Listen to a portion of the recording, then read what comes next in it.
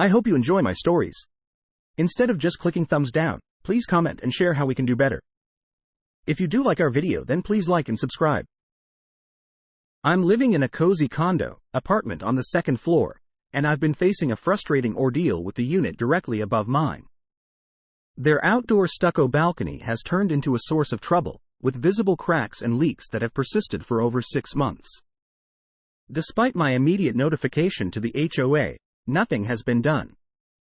The situation took a turn for the worse when I discovered water damage in multiple interior windows directly beneath the problematic balcony. Upon further investigation, I found the culprit: mold. It's a concerning development, not just for my property's integrity but also for my health and safety.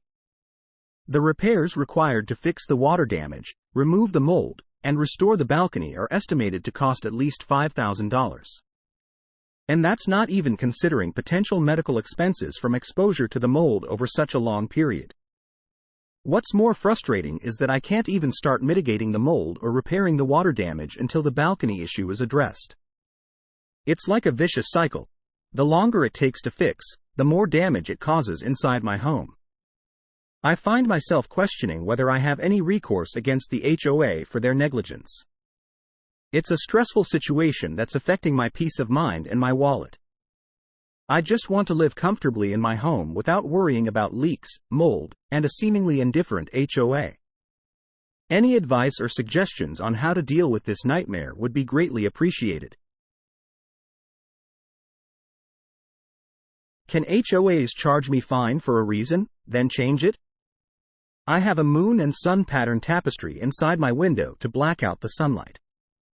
Note it is being used with the blinds, but my dog broke a few of them, so I pulled up the blind then put the dark window covering there. My HOA fined me $15 saying, the use of reflective coverings is prohibited by CC&Rs. But I don't have any kind of reflective fabric. I only use the dark one to block the sunlight. I told them I don't have any reflective covering. Then they changed their words. The use of shiny window covering inside window is prohibited, and if I want to use it, they need to ask for the board's decision about allowing the use of my window covering. I told them again I don't have any reflective or shiny covering. Then they changed their words to, the use of any window covering inside window is prohibited, and if I want to use it, they need to ask for the board's decision about allowing the use of my window covering. If I want to use it, they need to ask for the board's decision about allowing the use of my window covering. So I appealed them for permission to use my covering. A day after I sent my appeal letter, I got another fine of $40 plus $15 being certified mail fee. A couple days later, they rejected my appeal, this time saying the use of blankets are prohibited according to CC&Rs. Also, broken blinds need to be fixed. I don't know where they come up with these random CC&Rs, but both times the letter only said I should not be using reflective window covering, which I do not have. How to live in your HOA's nightmares. So I absolutely hate HOAs. I live in one currently, but that's because I ended up having to buy a condo after being outbid on like 4,790,987 houses. Okay, not that many, but it was still frustrating, 'cause I looked at a lot of houses. Living in an HOA feels like a never-ending battle. So, here's how I've learned to be a legal thorn in my HOA's side, and they can't do anything about it. First off, bat houses are my new best friends. They're federally protected, so I happily installed one on my property. The HOA can't touch it, and any attempt to take me to court would just get them laughed at by the judge. Next up, ham radio towers and satellite dishes. Both are federally protected, too. So, I didn't hesitate to erect them when I wanted. The HOA can complain all they want, but legally, their hands are tied. In over 19 states, you have the right to use solar energy for drying clothes. So, I put up my clotheslines without a second thought. It's environmentally friendly, and the HOA can't do a thing about it. Then there's native flora and fauna. It's protected, plain and simple. They can't force me to remove it, and their approved list means nothing in this case. So, I plant away with impunity. Anyone can fact check this. It's all there on the internet, on federal websites like the FCC's, as well as state websites. So, if the HOA tries to argue, I've got the law on my side. One whole vote. Our HOA board gets to share one whole vote when we have yearly elections or vote on new business. This is in addition to each of their owner votes. When we bought our condo, I was under the impression that the HOA vote was equivalent to the vote of one condo. But by one whole vote, they mean equivalent to the total amount of votes cast by homeowners. Example. Our vote was worth approximately 2% based on the amount of people that showed up to vote and the size of our condo. The HOA defines their one whole vote as equal to 100% of the votes cast. We had elections and I volunteered to collect the ballots and watch as they're tallied. There were 3 spots open on the board. Each person was running for re-election and one new candidate was running. The new candidate got the second highest amount of votes. One of the current members got 12 votes total. After our votes were tallied, the board brought up their additional ballot to the company in charge of the election. Because the board gave one of their 3 votes for each of the current members, the new candidate lost. How is this legal? Edit. The state is Hawaii. Reasonable accommodation for vet.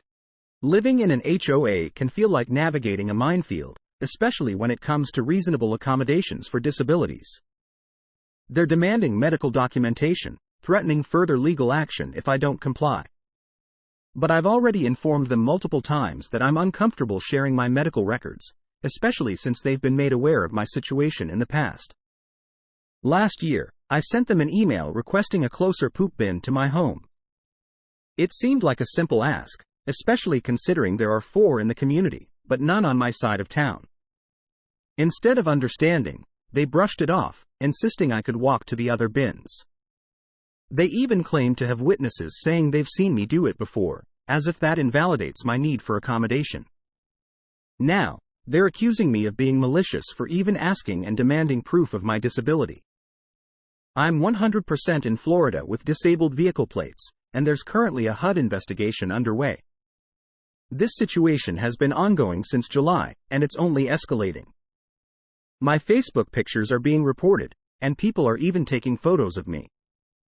They argue that because I can walk to the pool, there's no reason to believe I'm disabled. But what they don't understand is that my dogs are service dogs. They're essential for my well-being, but it seems like the HOA is determined to make my life difficult at every turn. Today, my blood is boiling. We received a notice and a hefty $90 fine for parking on the street during the day. And get this. Everyone in our neighborhood does it without a problem. The notice claimed they assigned the violation on the 10th, and if not corrected by the 20th, we'd receive the fine. But guess what? The notice arrived via email on the 25th. Talk about shady timing. To add insult to injury, they cited sections 3.16 and 3.17 of the bylaws as the reason for the violation. The only issue is, those sections don't even exist in the handbook. Are they making up rules as they go along? I couldn't believe it. It felt like a slap in the face. Not only were they trying to penalize us for something everyone does, but they were doing it unfairly and unjustly. I delved into the bylaws, scouring every page, but I couldn't find any mention of sections 3.16 or 3.17. It was as if they were pulling these rules out of thin air just to make our lives miserable. What really got under my skin was the fact that they could ban us from parking on the street in front of our own homes during the day. How could they have the audacity to dictate where we can and cannot park on public property? It's infuriating and feels like a blatant abuse of power. This HOA is supposed to be looking out for the community's best interests, but it seems like they're more interested in lining their pockets with fines than anything else. A few days ago, we received an email from the HOA, alerting us to the presence of trash and old appliances behind our backyard fence and demanding that we remove it.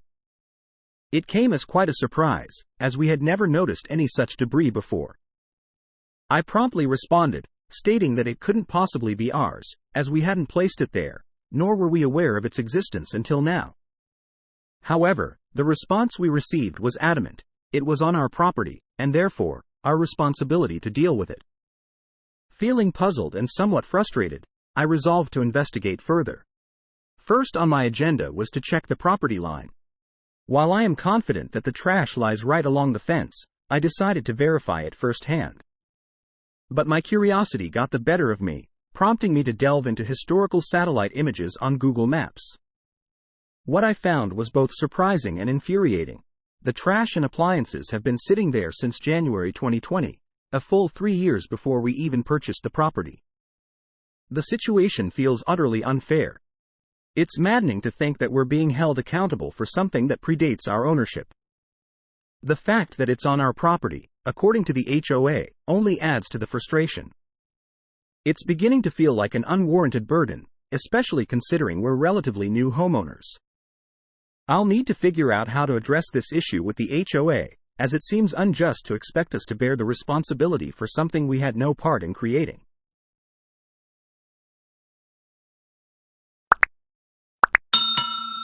I would like to thank you for watching the video to the end. To encourage us to make more videos, please like, subscribe, comment, as well as share. Check out this other video if you haven't already.